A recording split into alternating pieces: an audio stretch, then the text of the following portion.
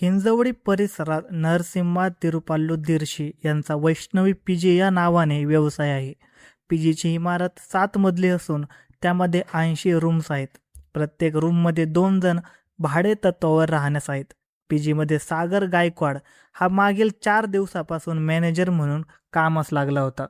दिनांक 5 ऑगस्ट 2026 रोजी रात्री 11 वाजण्याच्या सुमारास एक 21 वर्षाची तरुणी निकिता पीजीमध्ये 1 महिन्याकरता राहण्यासाठी आली. त्यावेळी निकिताने मालक नरसिम्हा यांना सांगितलं की पीजी मॅनेजर सागर गायकवाड हा माझा प्रियकर आहे. तेव्हा सागर गायकवाडने निकिताला 3ऱ्या मजल्यावरील रूम नंबर 310 ही राहण्यास उपलब्ध करून दिली. 6 ऑगस्ट 2026 रोजी दुपारी 3:30 वाजण्याच्या सुमारास पीजी पार्किंगमध्ये एक अनोळखी इसम आला होता. तो त्यांना दिसला. त्यावेळी नरसिम्हा यांनी त्याच्याकडे विचारपूस केली. त्यावेळी त्यांनी त्याचे नाव दिनेश महादेव झांबरे असं सांगितलं. तसेच तो पंढरपूर तालुक्यामधील पळशी या गावचा असल्याचं सांगितलं. तो सागर गायकवाड यांना भेटण्यासाठी आला असल्याचं त्यांनी सांगितलं.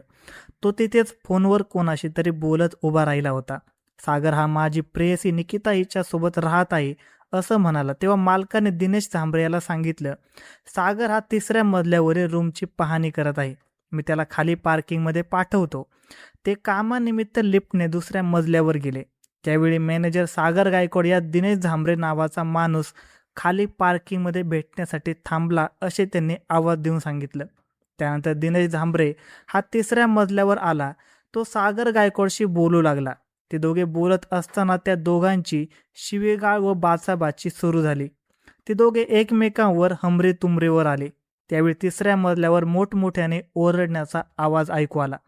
पीजीचे मालक नरसिम्हा हे 3ऱ्या मजल्यावर आले. त्यावेळी सागर व दिनेश यांच्यामध्ये भांडणे सुरू होती. दिनेशने सागरच्या डोक्यात लोखंडी रॉड मारून गंभीर जखमी केलं होतं. तसेच तेथे आलेल्या निकिताला देखील त्याने लोखंडी रॉडनेच गंभीर जखमी केली होतं. निकिताला वाचवण्यासाठी पीजीचे मालक नरसिम्हा पीजीमधील भाडेकरू हर्षल गुप्ता, विजय टेकले, हर्षल निखाले यांच्यासह मध्यस्थी करण्यात गेले. परंतु दिनेश त्या सगळ्यांना धमकावून जिन्यातून खाली उडी मारून पळून गेला. सागर गायकवाड व निकिता गंभीर जखमी झाल्याने त्यांना तात्काळ औषधोपचारासाठी नजीकच्या दवाखान्यात नेण्यात आलं. तोपर्यंत ही बातमी हिंजवडी पोलिसांना कळवण्यात आली होती. हिंजवडी पोलीस स्टेशनचे अधिकारी व कर्मचारी घटनास्थळी पोहोचले. त्याने पीजीमधील CCTV कॅमेऱ्यामधील फुटेज चेक केलं. त्यावेळी दिनेश मारहाण करून पळून जाताना पांढऱ्या रंगाची इर्टिका यातून पळल्याचे निदर्शनास आले. सागर यास मारुंजी येथील हॉस्पिटलमध्ये नेले असता तो उपचारापूर्वीच मयत झाल्याचं घोषित केलं.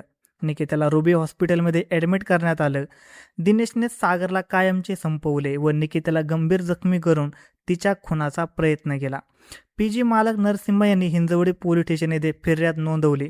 पोलिसांकडून संपूर्ण परिसरात नाकाबंदी करण्यात आली. तसेच पंढरपूर रस्त्यावर जाणाऱ्या सोलापूर हायवेवर असलेल्या उरुळी कांचन पोलिसांना देखील कळवलं.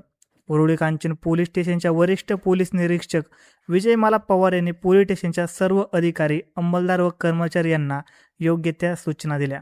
उरुळी कांचन पोलीस स्टेशन हद्दीतील पुणे सोलापूर हायवेवर नाकाबंदी केली. नाकाबंदीतून दिनेश सुसाट वेगाने इर्टिगा घेऊन निघाला होता. या दरम्यान उरुळी कांचन पोलीस स्टेशनचे सहाय्यक पोलीस निरीक्षक यांनी धाडसाने ती इर्टिगा अडवली आणि दिनेशला ताब्यात घेतलं. त्याने हे कृत्य का केलं याची माहिती घेतली असता धक्कादायक माहिती उघडकीस आली. पंढरपूर तालुक्यातील पळशी या गावामधील दिनेश महादेव झांबरे याचे शालेय जीवनापासून याच परिसरातील निकिताबरोबर प्रेमसंबंध होते. त्या दोघांचे शालेय शिक्षण पूर्ण झाले. त्यानंतर तिने BCAचे शिक्षण घेण्यासाठी पुणे येथे ॲडमिशन घेतलं. ती पुण्यातच पेईंग गेस्ट म्हणून राहू लागली. येथे राहत असताना तिचे सागरशी प्रेमसंबंध जुळले. काही दिवसानंतर ते दोघे एकत्र राहू लागले, एकत्र फिरू लागले.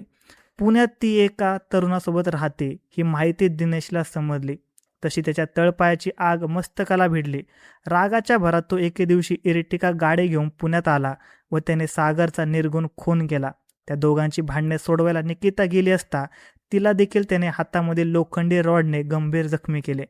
ते दोघेही रक्ताच्या थारोळ्यात पडलेले पाहून तो इर्टिका गाडी घेऊन पंढरपूरच्या दिशेने पळून गेला. मात्र पोलिसांनी त्याला ताब्यात घेतलं.